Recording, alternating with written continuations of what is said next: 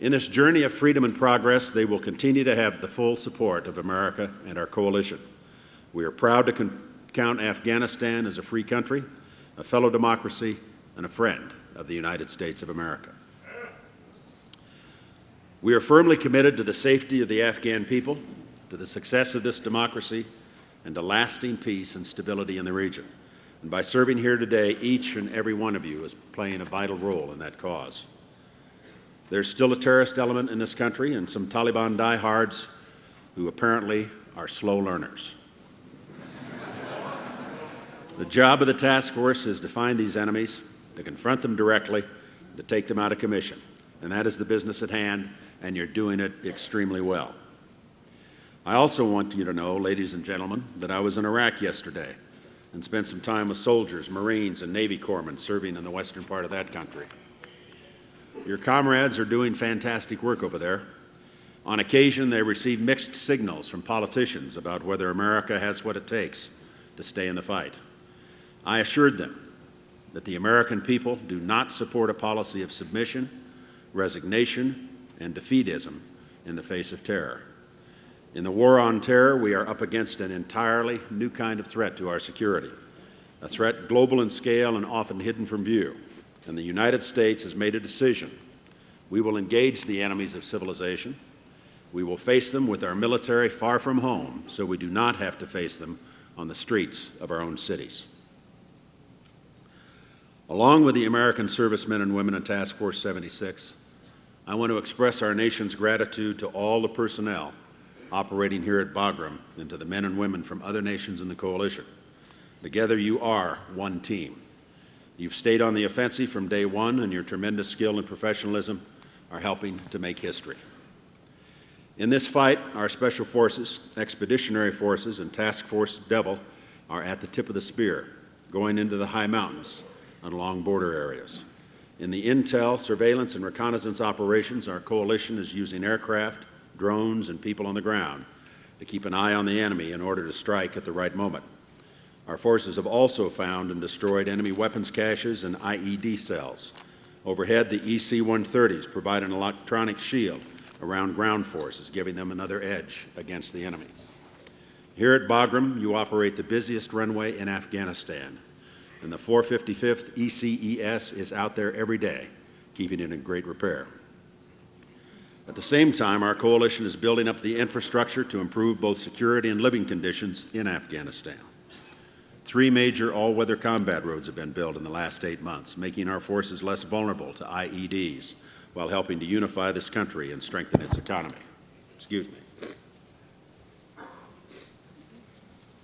The capability, confidence, and experience level of the Afghan forces continues to rise month by month. There have been many joint operations, including some very tough combat against the terrorists. Since last March,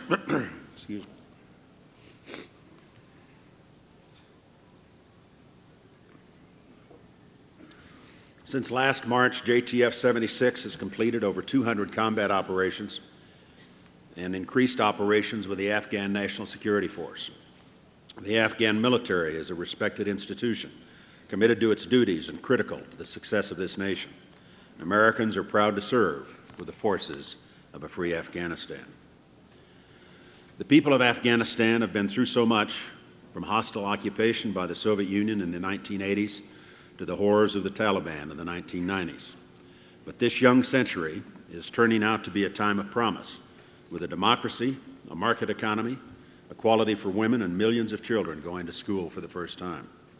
America has made a long-term commitment to freedom and progress in this land. And in your conduct as members of the military here at Bagram, you are showing the true character of the United States.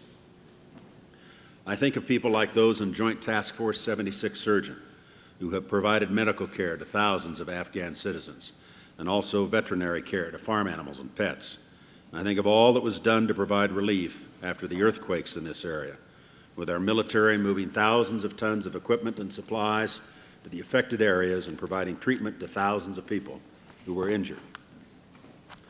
I think as well of the great kindness you've shown in the Adopt a Village program as you go into Afghan communities with clothing, school supplies, and toys.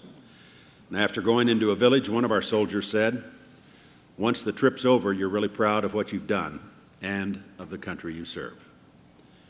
It speaks well of America and of our military that we have people like you building ties of friendship with the citizens of Afghanistan. And it's another reason that folks back home are grateful to all of you.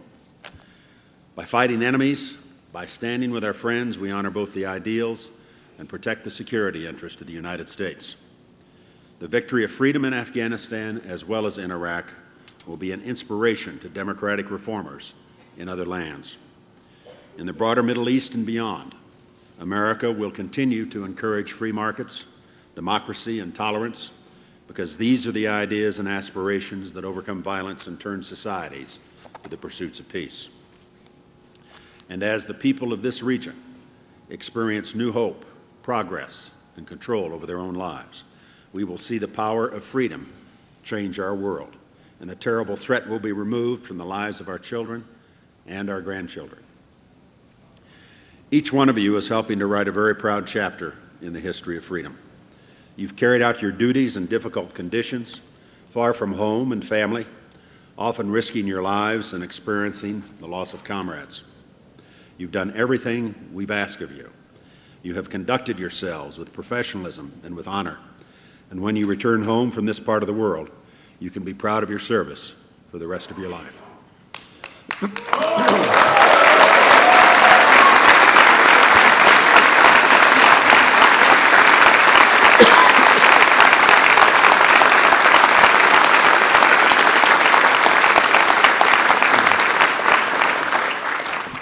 Once again, I want to thank you for a wonderful job on behalf of the United States.